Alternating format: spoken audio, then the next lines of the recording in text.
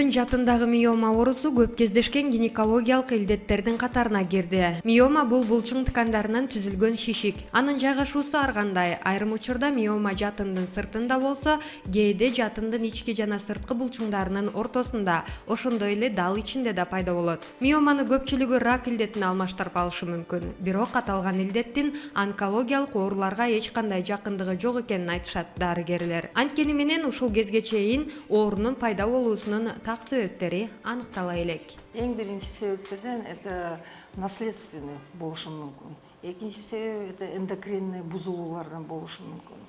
Анан ошондой эле экологиянын бузулуп атат. Анан күндөн күнгө бул миома болсо жашарып баратат. Айрым медициналык иликтөөлөр аялдардын 20% бул илдеттен жабыркагандыгын аныктаган. Төрөт курактагы келиндерде да миоманын пайда болушу кош бойлуулукка айрым кесепеттерин тийгизүүдө. Мындан улам медицинада миоманы жатындан алуунун ыкмалары көбөйдү. Алардын бири аялга улам операция жасалбаш үчүн төрөт менен жатындан миоманы алып салууну чогуу жүргүзүү.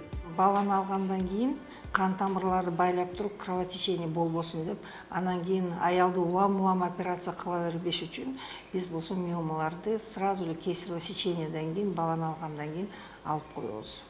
Эми бул болсо миома негизи аял боюнда барда болбош керек. Азыркы күндө көп учурда ушул миома аялдардын боюнда бар кезинде находка болуп атат да. Аялдар өздөрү ошо боюнда болгондон кийин билип калып атат, миомабыз бар экен депчи. Да, ошон үчүн мен айткым келет, мындай аялдар репродуктивный убагында жарым жыл сайын ушул врачтардан өтүп, же болбосо боюнда болоордун астында обследование кылып туруп, анан кийин болсо боюнда болсо жакшы болот эле.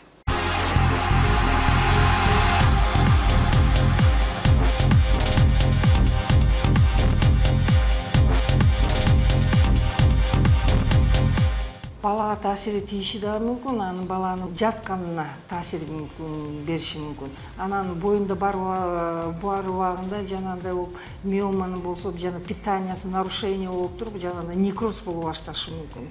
Ошентип боюна таасир этип, же болбосо эрте түшүп калышы мүмкүн. Боюнда бар кезинде. Ошон үчүн мен айткандай жанагындай обследование кылып туруп, анан кийин боюнда болуш керек да аялдар.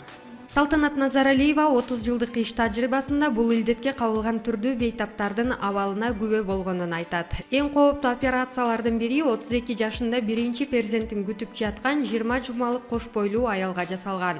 Бейтаптын жатынында пайда болгон миома эрип, чирий баштагандыктан төрөтүнө чейин күтүү мүмкүн эмес эле. Мындан улам бала жаткан жатынды ачып, миоманы алып салууга туура келген. Бул операция ийгиликтүү аяктап, ай күнү жеткенде бала менен эне аман эсен көрүшкөн. Ал эми бул жылдар аралыгында Салтанат Назаралиева жатындан алган эң чоң миома 3 килограммга жеткен. Ошондо аялда сый албай уже сыя келинде да тоскоолдук кылып, чоң заар арасына да тоскоолдук кылып, ошондой миоманы биз ушул төрөтүүндө алганбыз 2 жыл мурун. Эми аялдар болсо ошондой кайрыгерлик мамиле жасап, ооруса дагы, жанагындай кровотечение болгон күндө да, гемоглобин өтө асайып кетсе дагы, ошондой врачка баргандан коркобуз деп жүрө беришет. Мындай любой шишик убагы келгенде канчалык көпкө жүрсө, ошончолук риск бийик болот. Бир эле учурда жатында бир канча миома же шишик пайда болушу мүмкүн. Бирок оорутпагандыктан шишиктин бар экенин көпчүлүгү көп убакыт билбей жүрө берет. Антсе да айрым белгилерди байкоого болот. Аялдардын айыз учурунда кандын өтө көп келүүсү, циклдин бузулуусу, табарсык же белдин жеңил оорусу.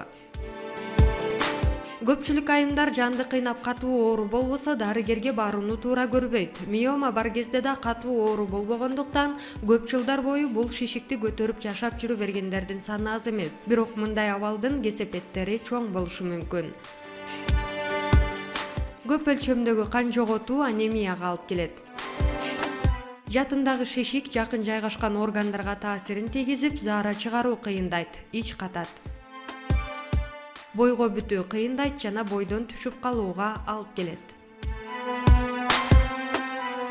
Миома менен болтурбаш үчүн 100% баары мындай эрежелер жок, бирок болсо жанагындай ограничение тепловых процедур, солнечная радиация, особенно аялдар жана преклимактерический период болгондо и климакс болгондо физиолеченияларды ошол убакыттарда мындай ограничить этиш керек да, только строго по показаниям ошол процедураларды алыш керек. И обязательно ал процедураларды алардын астында жанагындай алган шишиктерге, ооруларга ошонун баарын исключить этип туруп, анан кийин только алыш керек ошол процедураларды.